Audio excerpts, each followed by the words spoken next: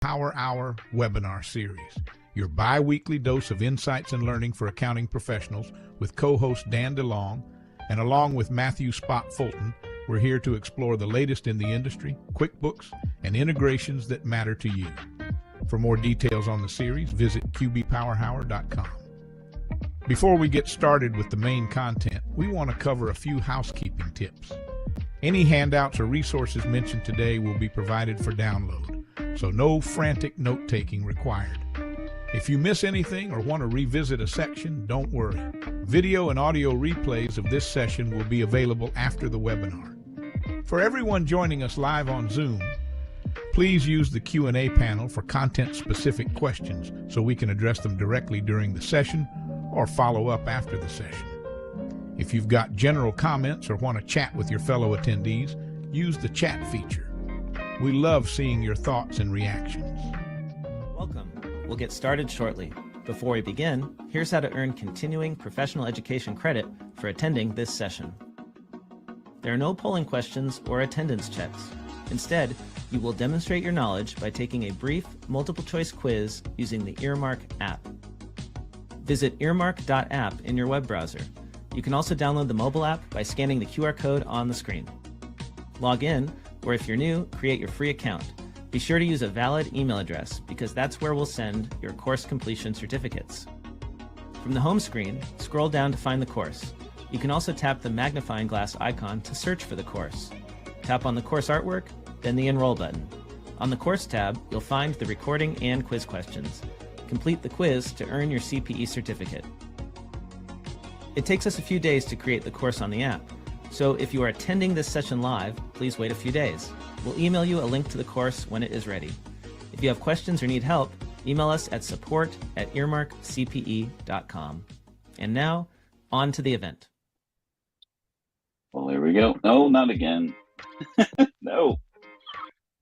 There we go. I tried to put it in the slides, and wouldn't you know, I still have a problem. Oh, you'll get it.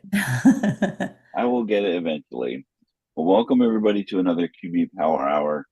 Today we're going to hopefully be talking about spend management, managing money out of QuickBooks. But based on some recent and late breaking Intuit news and happenings, we may never get to this topic, but hopefully we will be able to today. We may have to postpone our topic because I know this will be a hot topic when we get to the things that we're going to be talking about. On top of that, but my name is Dan DeLong, or Dan with and School of Bookkeeping, worked at Intuit for nearly 18 years, and thankfully I'm not working there today after all of these things that are going on. But co-hosting here, as well as over the workshop Wednesdays over at School of Bookkeeping, and a feature deep dive host on the unofficial QuickBooks Accountant podcast. Matthew's not joining us here today, but filling in for him again is Linda Artisani. You want to introduce yourself for us? Sure. Linda Artisani. You probably know me from hanging around with Matthew because we're best friends, but I'm going to cover him until he can come back. But yeah, Artisani Accounting in the Proper Trust. Our firms are just work only with lawyers, so it's a great job. It keeps us busy. I really do love having that niche and specialty. We also have the Accountants Law Pod, which is a podcast that you can listen to if you want to learn about working with attorneys, especially if you only have one. It's a great resource. And also the Accountants Law Lab, where we have a mastermind group every Friday. We hop on and we kind of deep dive into all sorts of topics, not just law firm stuff. We could do business stuff. We're actually going to do one in a couple of weeks where we're going to do a critique of people's websites. So that's going to be a fun one for marketing purposes for lawyers. Fun stuff. Well, again, thanks for filling in on, again, short notice. We want to have everybody back. So I did that video to hopefully streamline some of these housekeeping and announcements. So Blake was talking all about the CPE credit. We have our channel on Earmark available for CPE credit. Those are uploaded typically 5 to 7 days after, so you can always check those out. And we talked about that and the store. And so let's talk about what we're going to talk about day. In the news, there's a lot of posts and discussions about Intuit login vulnerability. So we want to talk a little bit about the Intuit login and what you can do as an accountant to make sure that you're taking as the best steps that you could take to ensure that your gateway into your QuickBooks and your client's QuickBooks is not compromised. And then hopefully we'll get to spend management, which which is all about expense claims. We want to talk a little bit about expense claims and QuickBooks bill pay. And in between all of this, as we were trying to prepare, an email came out this morning about pricing updates. So we might get to talk about that. And maybe that's what we talk about is the login and the pricing changes to make sure that people are at least aware that the pricing is changing and that your login needs to be secure. Yeah. But so let's talk a little bit about the Intuit news and as far as the login vulnerability, right? So there's more and more reports of accountants' logins being compromised. Ultimately what happens is that the password reset process has some vulnerabilities that are open to the bad actors that are out there, right? I really wished these bad people would actually use their talents for good, but they're really smart, and they're found in the easy way is to do bad things. And it's super important to do that for you to take as much steps to do that because of all of the things that you essentially have access to, and the more and more that Intuit is getting involved with real money movement, that makes this very enticing for those bad actors and hackers out there to try to compromise your login, right? So Linda, you were saying a horror story of things that were happening with it wasn't you, it was a client, right? It was a client. They did everything right. This client did everything right with her accountant login, having it all protected. But she was an employee working at a law firm. But the client, her boss's tax firm did not. So they had no protection, and apparently their account got hacked. And because the tax person had a login, they logged in, they changed the bank account for merchant services to their own bank account, this bad person. They did, and they, as things came in, and they processed some invoices to be paid to go into their bank account. They also set themselves up as a vendor and connected their bank account so that they could be paid by the firm to pay the bad people, because they set themselves up as a vendor. And they did it pretty smartly, as far as like they set up the person's name. So they invited themselves as a user. So they hacked into the tax person, invited themselves as a user into one of their clients' accounts. So instead of Linda Artisani, they did Artisani, Linda, because you can't have two names the same. And then they had a field day with the data because, like you said, Intuit's now in the business of money movement. They were always with merchant services, but now with the bill pay, that makes a difference. And they were trying to extract the money. Fortunately for this client, they weren't hurt because they picked a bank account that didn't have a big enough balance. So when the money tried to move, that's how they got flagged. They got a notification that there wasn't enough money in the account. And then they also, because they were doing it both sides, so we're trying to get the money coming into the firm, and they were also trying to get the money going out of the firm.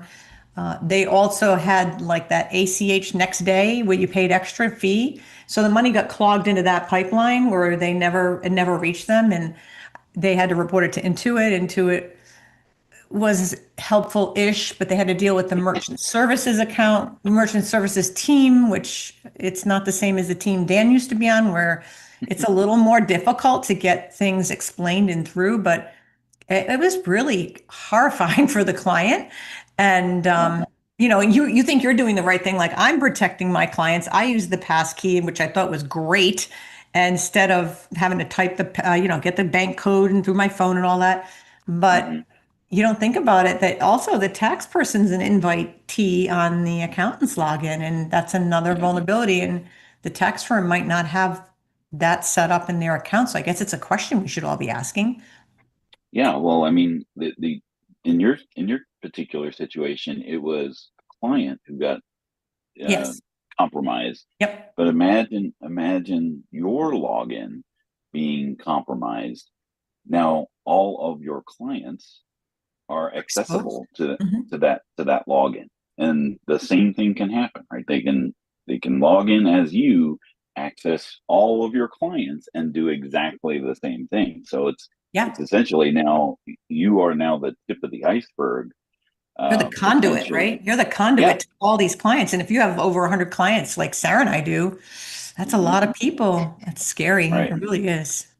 So, so one of the things that Intuit has recently done with regards to that sort of thing, kind of long, come on, go forward. There it is. So we all know about the MFA code, right? Which is the multi-factor authentication, which is that 6-digit code that will come typically to your phone, potentially to your email, that will help prove who you are when you are signing in. Now, a newer thing is this passkey, and I wrote a blog about what this passkey actually is, and it's actually twofold, right? There's an anonymous key that's stored in the cloud, and then there is something that is stored on your device, and that device will typically marry or match to that anonymous key. And then as Apple is trying to explain and Intuit is trying to find, they're virtually unguessable, right? So that's the whole idea with passkeys. So I have not quite figured out, with you signing in on one device versus another device, and enabling this passkey, how it all works out, especially when one device is a Mac and the other one is a Windows machine. Yeah, see, I have a Mac and I have Apple everything, so I use my fingerprint. But when you think about it, have you ever lost the key or not copied it or saved it? You're really screwed, because you have that one chance, that one code that they give you, unless you're using like a Google Authenticator, which is what I used to use. Yeah, you're really in trouble if you don't have that stored somewhere. But then how secure is it? Right? Yeah, well, these passkeys, so far, what I've set it up, the passkey is not something that you write down or save or do anything like that. It's just kind of stored internally into the device itself. And then you've got the additional things of the biometrics of what you were saying, like your fingerprint or your face, or I don't know, blood sample. Megan Haney is asking, have they seen this problem with platforms like Xero? I don't think it's across the board, no? Where everybody kind of is vulnerable. If you don't do that, you should always do MFA. The thing about the vulnerability, I'm sure, any website that has a login is, potentially vulnerable, right, to hackers. My login was compromised for my bank many years ago, and that's when I started to learn all of these shenanigans that were going on, and the importance of an MFA code. But still, that's only as secure as where you get the code, right? So, some people will have that text forwarded to Slack, right? And so if somebody goes into the Slack, they've now got access to the code, right? So these codes are only as good as the setup that you have them on, and the security that you've established around those things. Email and your phone number And those things, they can also be compromised as well, right? Yes. So if the individual is doing their due diligence, the bad actor, and they have access to your email, then those codes are just being received by somebody who can access them just as well as if they were you anyway, right? Right. So the real vulnerability of all of this is, and I'll make sure I'm on the right. Nope, I don't put 2 slides in here. I'm sorry. I thought I had more, Stay here. more than that in here. All right. The real vulnerability to all of this is in the recovery, right? So when you sign into QuickBooks and you get to a point where you've forgot your password, right? Which technically any bad actor is going to click on forgot your password because they don't have it, right? Or at least they, they that's the theory, right? As long as they have a login, the name of the login, which that's one of the best practices here, is not to use your email address as your login, right? Yes, exactly. As you know, there's a login name, and then there is an email address and a phone number. Those are the 3 pieces of contact information that make up your login.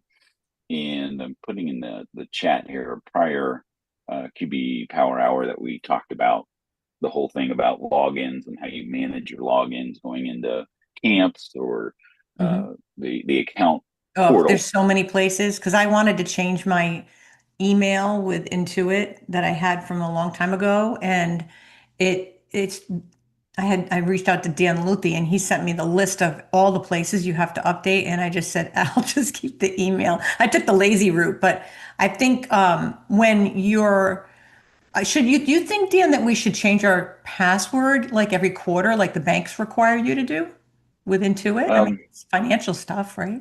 Yeah, I mean, all of those best practices are in place, but the vulnerability here is that it doesn't matter what your password is and how strong it is.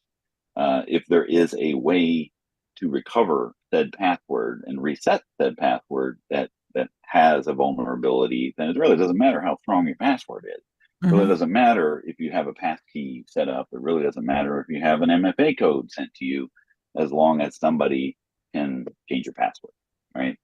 And that password process of recovering that, changing the email, changing the phone number that's associated with the account, only requires an ID, right? Which is a photo ID, which can certainly be forged by these bad actors, right? They're very good at data mining, right? And they may not get all the information directly from you, but they can go, ping a login that's associated with you somewhere else, get a little bit of information. There's lots of public records that are out there that are tied to you. So they're really good at putting the pieces of the puzzle together to find that personally identifiable information. And I don't know that, what steps Intuit is making to validate that ID as being authentic. And well, if you have a Florida driver's license, I had this happen where I forgot. Remember when they made all the ProAdvisors redo their identity at one point? Everybody was a big brouhaha on the community about why should I have to give them my driver's license, and they sent you a link on your phone, and you just had to take a picture of your driver's license. But with a Florida license, we have a weird thing on the back that's like the barcode goes across, where I guess others goes up and down, and it would not take my driver's license. So I had to call them, and they said, you need to use your passport. So I had to go dig my passport out to be able to verify I was, in fact, who I was. Also, Miriam Wilson wants to know what happens to your passkey when you get a new phone. I'm using my fingerprint, so I just set my fingerprint up, but I think you have to put your Google Authenticator or your Microsoft Authenticator on it. What other things would you have to do, Dan, if you're changing phones? Yeah, I mean, just like anything else, you just have to reset all that stuff up, right? Yeah, right. And it's now getting to the point where it's harder to prove who you are when you are that person Hmm. than the other actors that are out there that pretend to be you. So I put in the chat a blog article that I wrote about I was passkeys. going to So ask. check that out, about the change in the Intuit login about passkeys, and I try to combine that with what Apple's talking about with passkeys for a little bit of details about what a passkey is and Hmm. how safe it is and whatnot. But again, It's interesting. that is only as secure, right? Like all of these things of authenticator apps, passkeys, strong passwords, all those things, they're they're vulnerable through this Intuit process of how you reset and change those things, right? Because all that requires is a government ID or a photo ID, which may or may not be the most proper thing. So there's things that Intuit really needs to change, which is again going to make you um, annoyed with Intuit because you have to jump Yeah. through all these hoops in order to prove who you are when you legitimately need to change these things, right? Um, it's And just like, and as we were talking about right before we went live, this is all reactionary, just like TSA, right? Like when you go fly, right? You think back pre 9/11, how yeah, easy it was to get through security. yes. But then, these things started happening where, people started putting explosives in their underwear, in their shoes, in Thank God it was liquid. the shoes, though, Dan. That's easier to take off. Exactly. Right. So that made it more increasingly annoying to go through security because of those bad actors that decided to do these bad things. Yeah. And now on the flip side of that, you've got, okay, well, how do I get through security much faster? Well, we've got things that you can pay for and set up to make that a Yeah. streamlined process. So you don't have to take off your shoes. You don't have to take, but you have to go through a process in order to prove your identity, just the same Which is as deep. It's a deep well, especially if you go like global entry, it's very deep.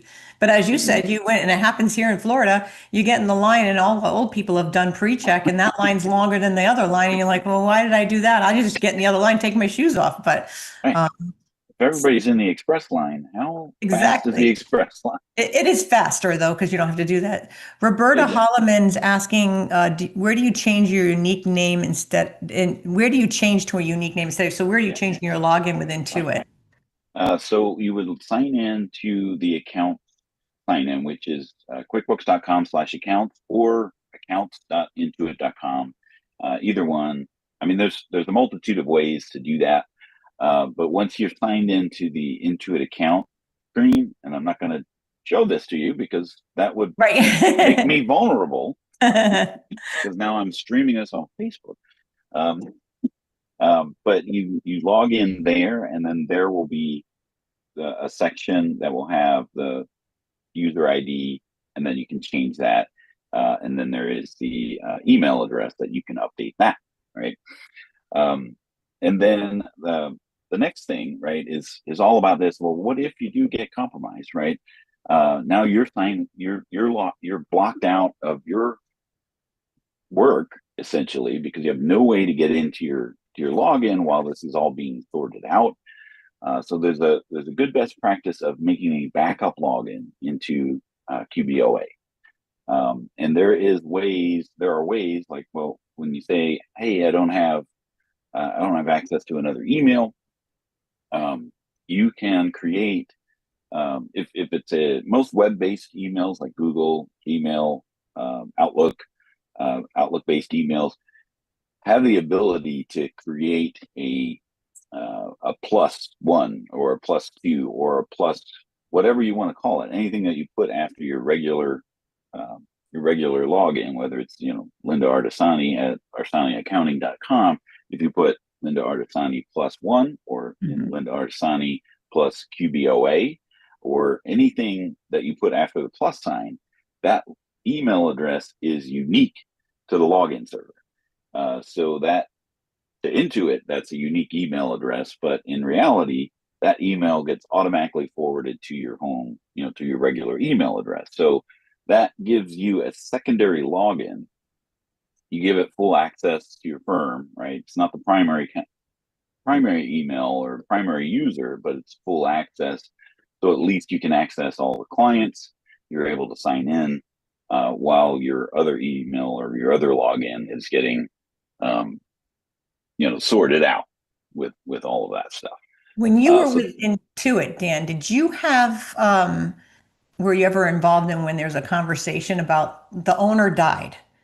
And they're the primary admin, and it's a big hill to climb to get that back and get that on and get it switched over to somebody. I mean, you have a lot of details you have to give into it to correct that. So you should make sure, that's one of my best practices when I work with clients is I'll take a look. This just happened to one of mine. The lady was retiring. She was the bookkeeper, and she had herself down as primary admin. She had herself down as the president of the company for payroll, and she wasn't. I mean, those things were big. And I got in there to start working with this client, and I'm like, wow, do you know that this is that? And thankfully saw this before she left so that we could get it corrected, but it was not an easy correction. And I think that sometimes we don't think about these things, just like not thinking about the tax professional.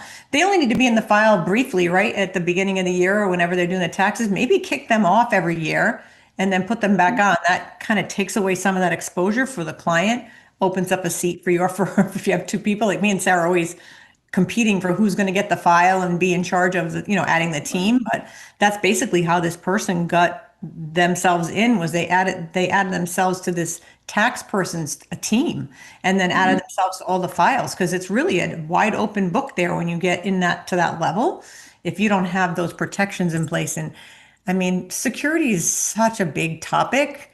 And I think it's just the more you research it, especially with AI, I mean, look at the things you can do with AI right now. You made a Southern gentleman with some real smooth jazz in the beginning of this.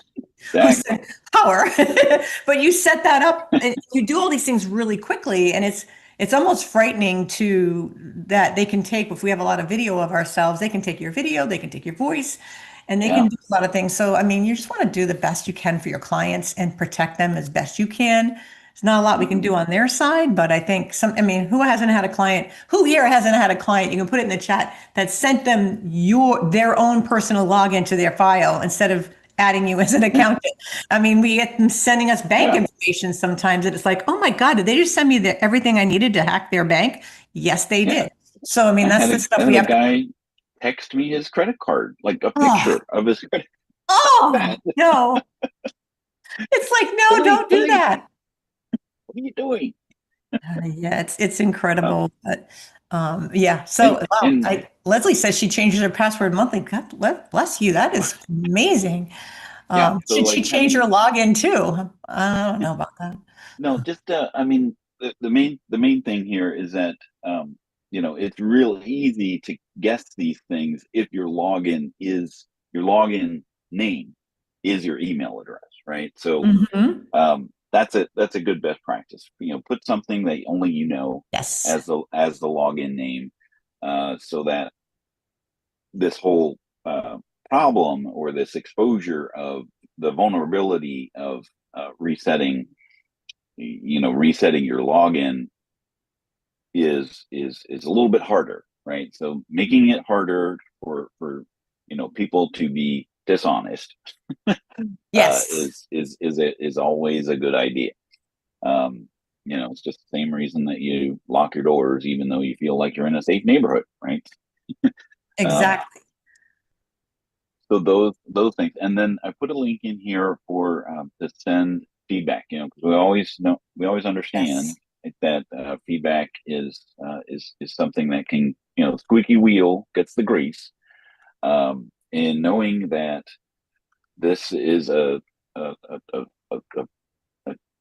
issue, right? I mean, this is a potentially a huge issue for a lot of people with contractor payment and money going out.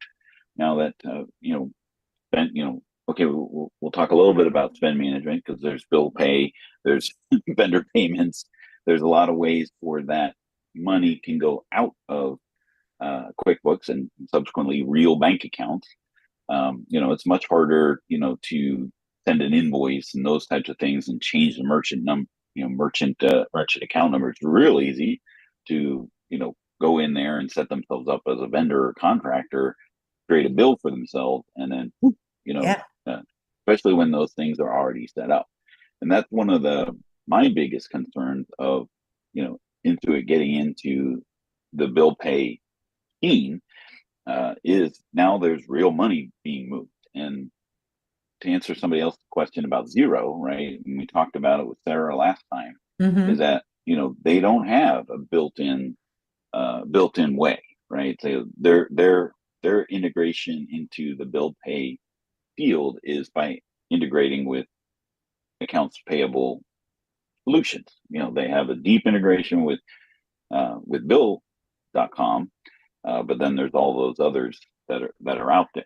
So this leads to another thing, that when you're connecting apps and you're using your Intuit login, right? That's another stepping stone to get to those things.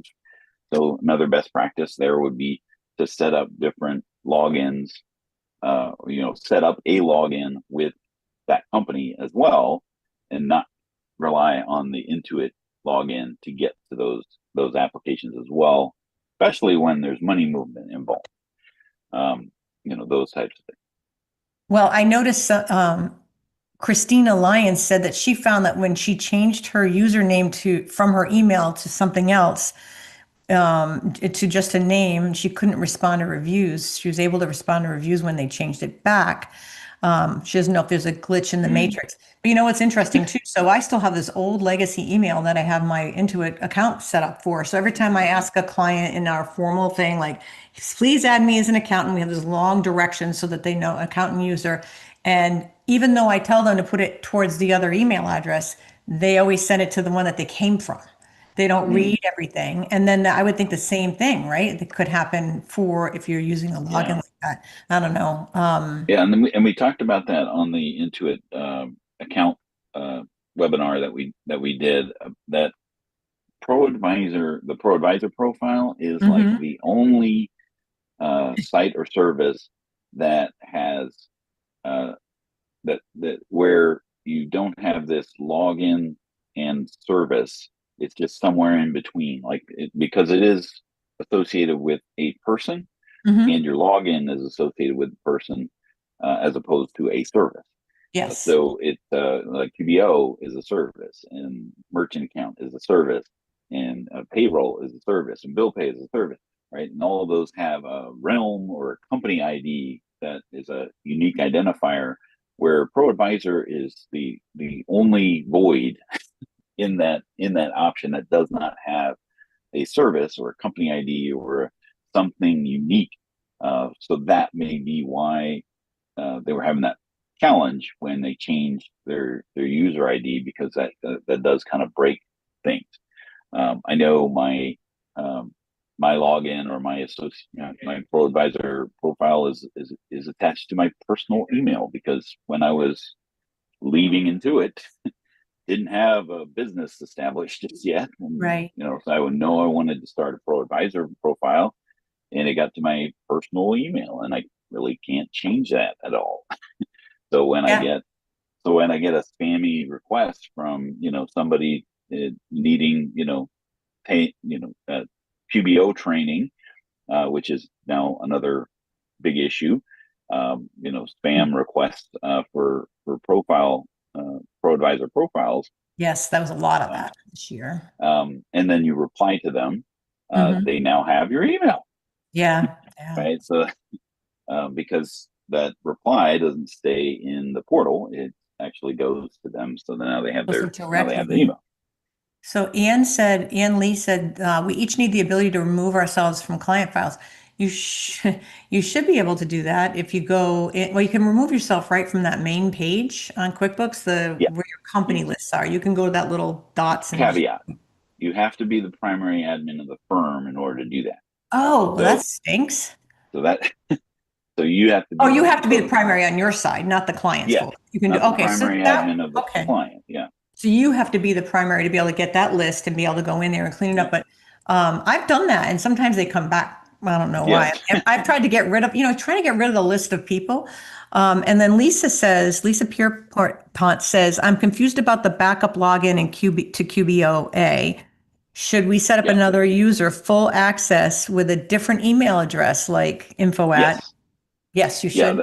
Yeah, That's a great tip. That's what I'm talking about, is that Mhm. you set up another login. It could be, Mhm. if you have another email address to use, like info at or hello at or whatever another email address that you have to use.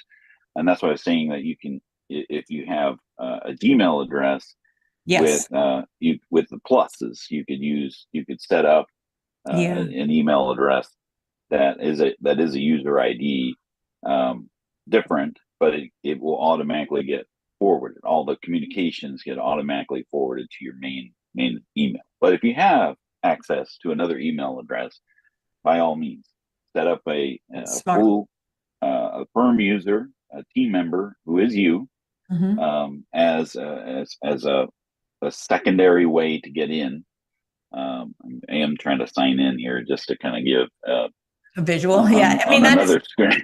It's actually a really good tip, Dan, because I don't think we think about that. And I mean, I could use like my Mac address or something like that. So it's completely separate from the business. But yeah, because you ever get stuck, I mean, you want an ability to be able to get access to the files if something happens. You don't want to get unstuck. Yes. And it's not easy to fix on a lot of these or locked things. out, There's nothing worse than when you lock your keys in the car. Right. Oh, and Jessica wants to know, what is a firm user? A user through my QBO account? Yes. Not through the client's limited number of users. Correct. A firm user would be under your team. It's called team, basically. Just there. Ah, trying to show. Well, that's about all I can show. Oh yeah, go back to the left. You had it almost there. Yeah, so you can see that I'm in here. I'm in this demo account. 66 times. Yeah, So, but lots of names. All sorts. Yeah, and you can see the different email addresses here. And then here's what I'm talking about here on the +1, right? So this is Dan +1 at whatever the domain is, and that is a different user and a user access. That's not the primary admin or the primary user of this particular firm. Right. And do you make them a company admin when you put them in, so they've got full? Yeah, they'll have full access, right? So they'll basically be doing everything that you can do, other than modify who the primary is, and those types of things. So that would be where you could set up at least a backdoor, right? Entrance into your firm, so that if your login happens to be compromised, your work isn't necessarily prohibited, and don't have a forced vacation by doing that. And then somebody was so here I am signed in as a firm user. So if this is if you're primary, if you're the primary, it's under this edit client, right? You've got this delete permanently.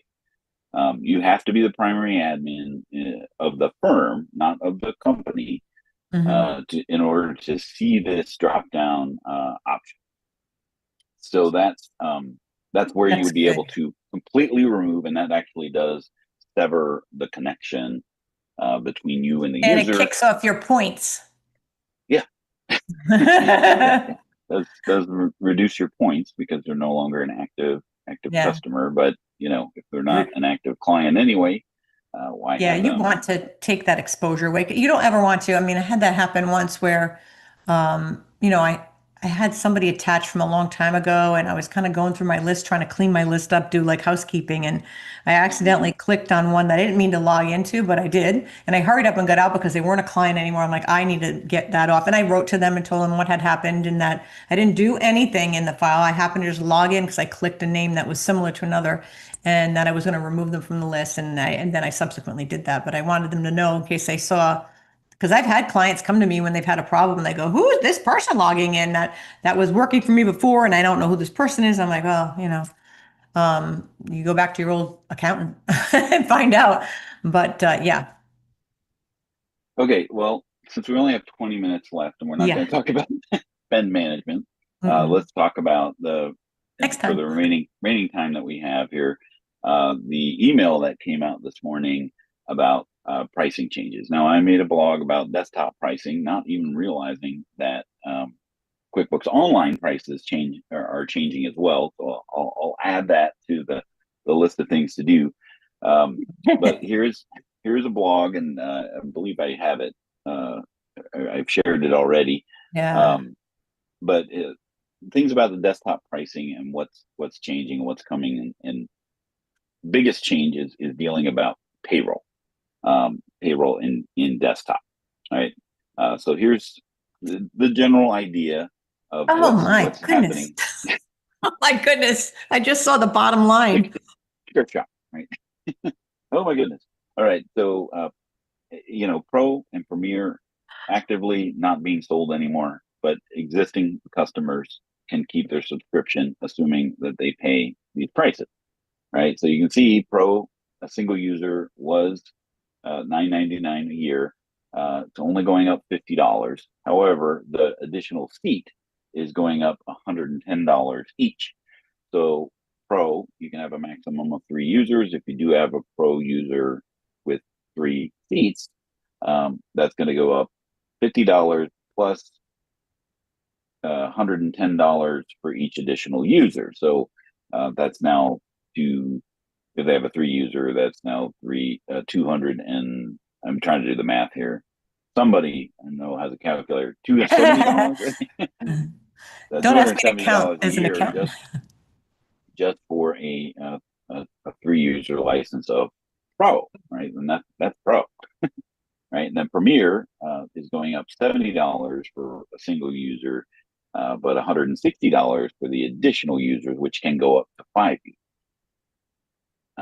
Enterprise already got its price update in February, so that was like 15 to 20%, depending on the number of users. There's a blog article about that. I should probably have one big blog article of all of the price increases. And accountants are not immune to this price increase either, because you see desktop accountant, the single, the standalone, where it's not part of your ProAdvisor membership, is going up $600 a year. The ProAdvisor Premier Bundle, which gives you the desktop accountant, is going up $500 a year.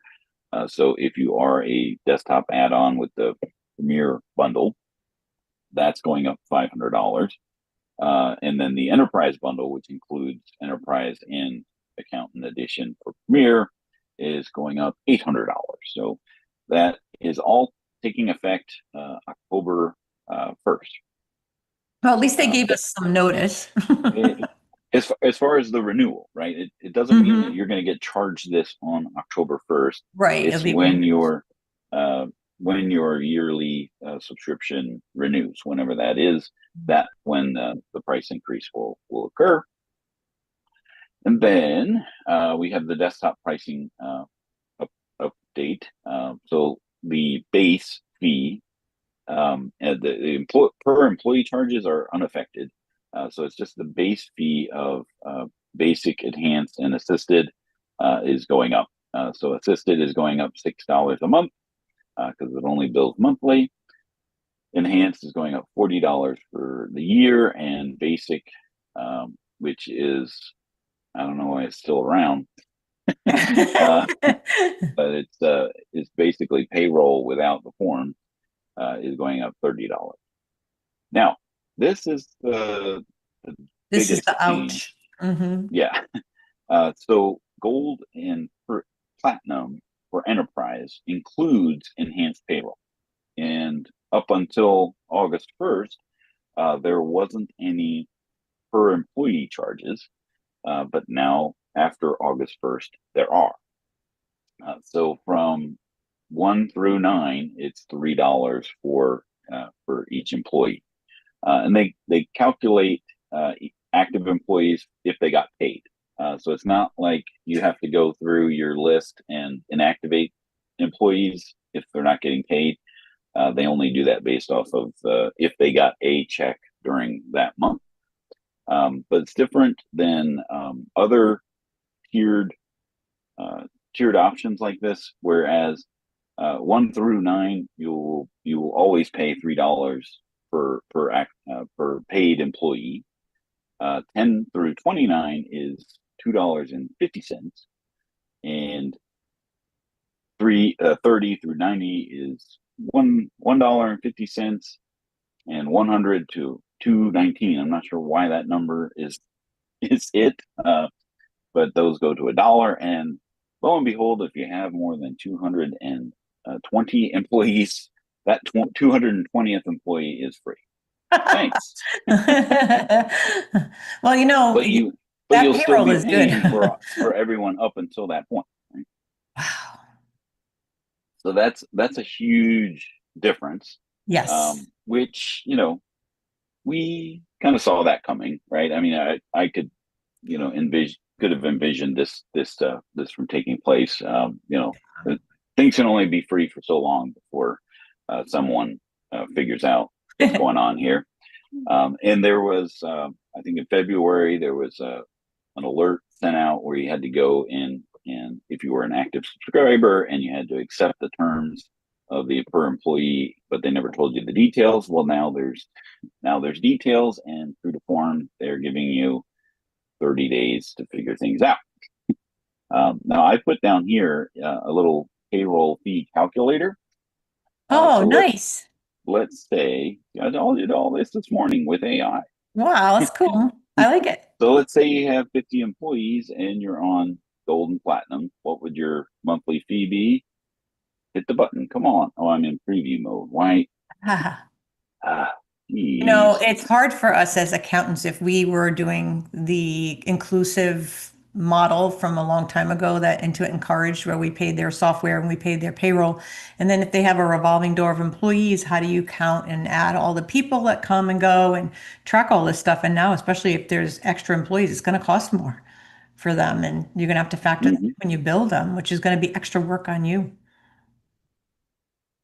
I can't seem to click the calculate fee button. Oh, yeah, it says you're it worked earlier today.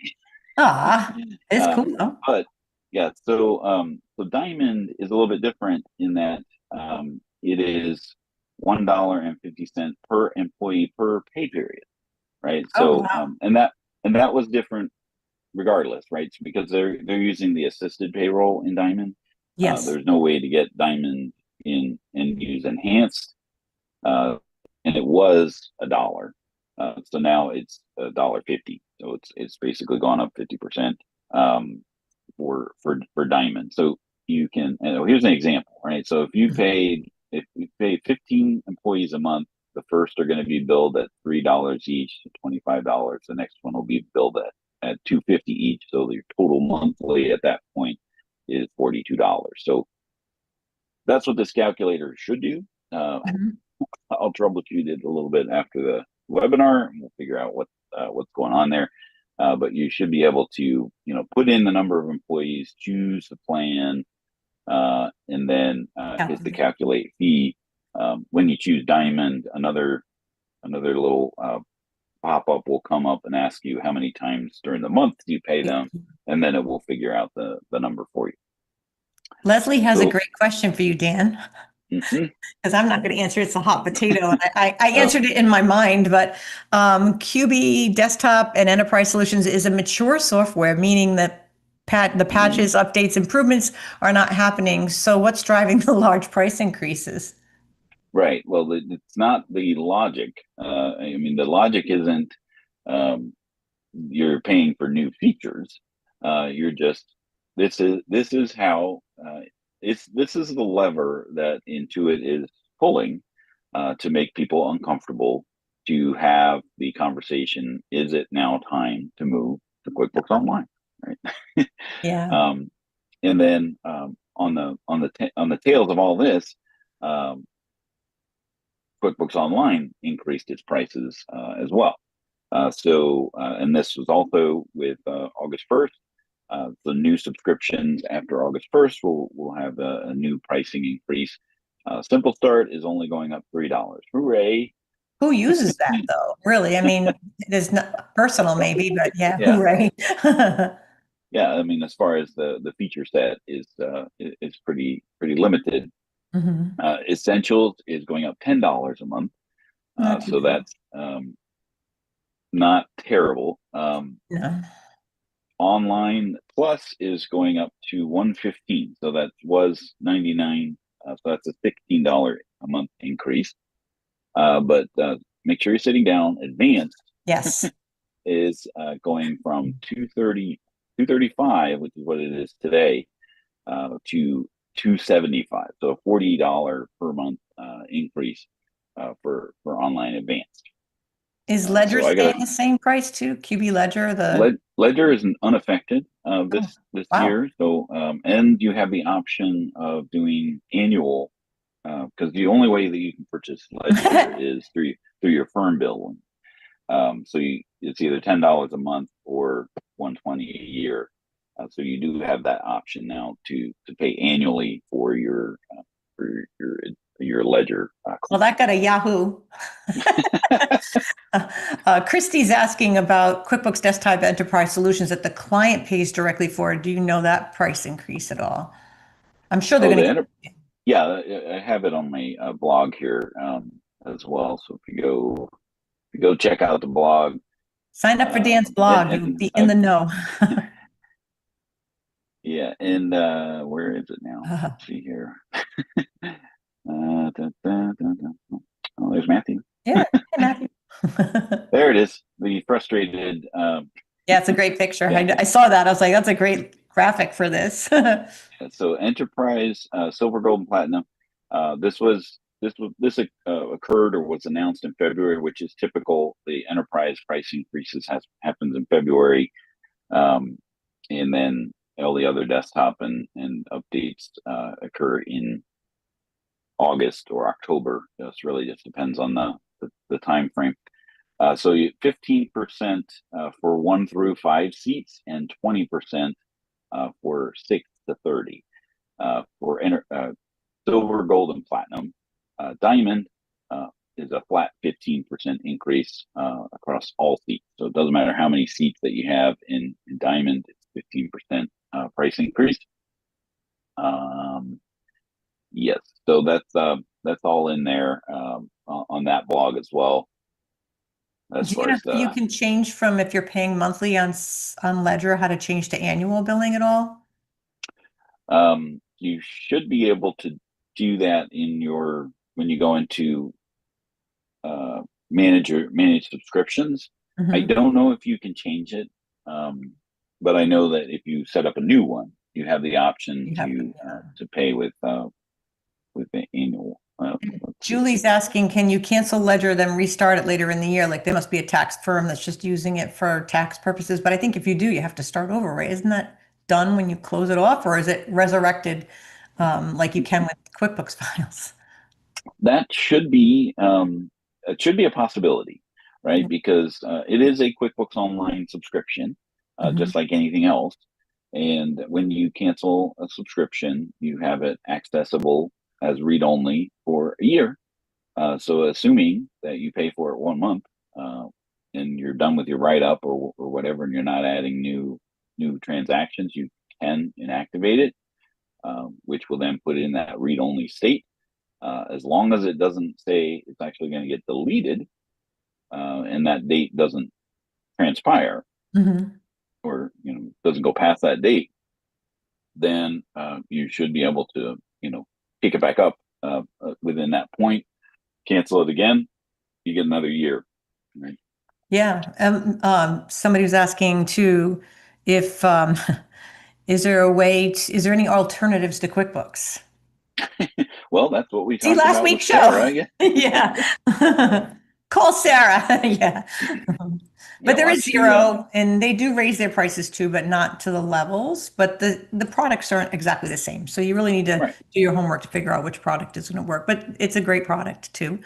Wait a minute. Somebody said reactivating a canceled Ledger subscription has to has to be as a Oh, simple start. Oh, that's a good Jessica said point. that. Yeah. Yeah.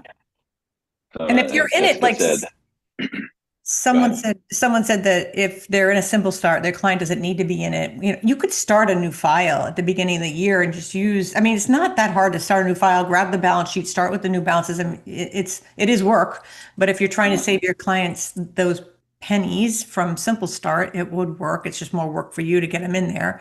Yeah. But sometimes you have clients that have been in files for so long, it's like, yeah, it may be good to start something new. It's not always a bad thing. Or like changing to zero. It's the same thing. Just starting a new file is sometimes easier than trying to copy and reinvent the wheel. But yeah. Yeah, those are the well, that's all about the spend management topic Yeah. that we were going to talk about today. Um, Yeah. but You want to save that one for next time, Dan. yeah, so join us next time Yeah. where we talk about the spend management functions. We'll talk about the QuickBooks bill pay. We'll talk about expense claims in advance, because now you're paying $40 a month more for expense claims in advance, among the other things that justify. Those are Sometimes air I quotes really there. I really feel sometimes too, like, do I want all the eggs in one basket? Do I want to use their bill importing system, or do I want to use Dext or HubDoc that's specifically designed for those things? And I get more bells and whistles and I'm not beholden. I mean, all software goes up. I mean, you have to pay your Yeah, people, right? And you pay for innovation and you pay for new things. And sometimes you're paying because they're trying to get you out of the product. But you have to pay people's salaries. Everybody gets a raise. So that's how I kind of look at it. Maybe there's not a lot of innovation, or I look at advanced and I see that $40 increased price tag and I think, well, what did I get out of that? And years ago, there was always something new coming, but in software world, things cost a specific amount of money. And I look at software as such an important, I mean, it's one of my biggest expenses when I'm paying for it or my clients are paying for it, but the value is there. You have to kind of weigh doing things manual or switching to something to save if you're in simple start, but doing workarounds to get around it. Is it worth all your time and effort than just paying what the difference is and then having the amazing software? Because that's really where the world is going with technology. And I think sometimes people focus so much on the pennies and then not looking at big picture that they save money that way to be in a better product and yeah, go with that. So yeah, yeah. but I don't 'Cause think you should put the eggs in one basket. Mm-mm. yeah, I was having a challenge at Intuit Connect with a limitation that the invoicing didn't solve, in the new invoice experience, right? Mhm. Inside of QuickBooks Online. So I started looking at other applications that might solve the problem. And I was surprised at their pricing, right? Here this is an invoicing only application, and Mhm. they're basing their fees off of the volume, which, it's up to them Mhm. to, Which is hard create to their own figure pricing out. model. Yeah. But that would have added 4 times the cost of of QuickBooks just Yeah. for invoice, right? And you know, QuickBooks is the shallow end of the pool, arguably for a lot of these workflows. Um, Despite what their marketing might be saying about Intuit Enterprise Suite being the be all and end all of all of these things, but um, sometimes you need to go outside of the QuickBooks ecosystem, and Mhm. their prices, may double or triple, what you're paying for QuickBooks just for that solution, whether it's inventory management that isn't really, handled all that fantastically inside of QuickBooks Online. If you need more than what it's doing, the cost for inventory management softwares is definitely eye opening for those. But if they're getting the functionality that they need, it is definitely worth it. So thinking of that in terms of, wow, this is $40 a month for advanced times 12, $480 is an additional increase. If they are using those advanced features, then it certainly is worth it over the long run. Not that I'm justifying these pricing No, but you should Anyway. evaluate. I mean, we do that as part of our scope with our clients. We evaluate how much, because some of the legal tech software is very pricey, and we'll go through it. All right, you're using this, and what is it doing for you? We'll ask the client, what is it doing for you? How does it help you? And then also, I see you have 40 users you're paying for, and the client's typical answer is, what? 40? No, 40 people aren't using it. And then we go through the list of, well, so-and-so shouldn't be on it. So, and now we've saved the client money just by reducing the users because a lot of them charge by users. So it's a way you can help your client, but you do want to help analyze you start with your own books, look at your own software and see what you're spending money on, and then start to do that for your clients. They won't be so happy with you. But you're right about QuickBooks seems like, I mean, it does seem like we get hit with the increases, but I think the value sometimes, the value is there in the fact that if you look at other alternates that are equivalent, you're spending a lot more. If I want to go to Intact, Sage Intact, it's going to cost my client a lot more. And then I don't have all the extra bells and whistles I can add to it. So it makes a difference. Yeah. And then the other thing is, the per user cost. Because if you've got, yes, if you've got 5 users in plus, that essentially is, $20 per month per user, which is not so bad. But if you've got 1 user in plus and you're only in there because you need class tracking, that's a little hard to justify, especially when it's now 1 user. But if you spread it across all of the people that are using it, advanced at 25 users, if you've got 25 users in your advanced, or a team of 10 or 15, $40 a month isn't such a, especially because you can really tailor it down too. That's what I love about it. With advanced, I can really make users for my clients sometimes. Well, this person's this, and they don't need to be in this. I can really streamline it down, just almost like enterprise, not quite. But I think too, when you're looking at payroll prices too, I always go back to a client and I'll say, look, if I were to do this manually, it would cost you 5 times that. So why would you want and have a higher chance of errors than me, having me do it personally, which we used to do a long time ago before the software. So now you've got the software and it is at an expense, but there's a huge value there. And I think we got spoiled a little bit with the competition between all the different payroll companies and the pricing, and now they're all starting to go up. So I think that if you're looking at payroll pricing, I still think it's a very good value for what you pay, even if you have to pay per employee. Right. So look at is a good exercise in making another spreadsheet and evaluating what it is that the software costs, and going into maybe a meeting with your client and saying, okay, here's what's happening. Here's what we're getting for it. Maybe it's time to downgrade. Maybe it's time to upgrade, yes, or maybe it's time to do whatever. Right. Yes. This is another value-added conversation that you can add with your clients, and hopefully that helps. So next time we'll be talking about spend management, which will segue really nicely into, well, what if you need more into those spend management platforms? And we'll actually have our first app showdown between Ramp and Corpay One, where we'll be talking about these spend management platforms, what they do well with, good versus bad, or pros and cons. Yes, pros and cons, not good versus evil. Yeah. All right. So thank you, Linda, for joining us today and being the sounding board of today. And appreciate all of you that joined us here today. Hopefully this doesn't sour your entire day with all this great news. And hopefully, and the slides, with the 2 slides that were actually pertinent for today, does have a link of the to be able to submit a question regarding the security, right? So that would be a specialized way to go and put in your feedback about the security vulnerability, so that the security folks get a look at this feedback rather than just putting it inside of QBO, right? Because this is a larger issue with security vulnerability, more than just with QBO. So we appreciate you joining us here today, and we'll see you in a couple weeks.